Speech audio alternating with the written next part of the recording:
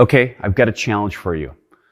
Find an owner's manual, either online or in a vehicle, and look for the coolant service interval.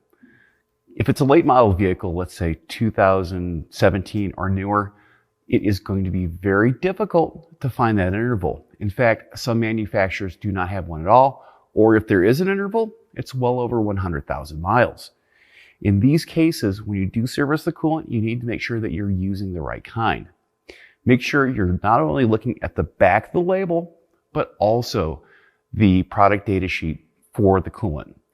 This way you can make sure that the coolant specification meets the vehicle. In some cases, a universal coolant will cover a lot of different vehicles from different brands, makes, years, and even engines and engine designs. So just make sure you're looking that up when you replace the interval. And also, the reason why a lot of OEMs have this interval on, well, they assume that the water pump is going to fail before the coolant. And when the water pump is replaced, the coolant's going to be flushed. I'm Andrew Markell. Thank you very much.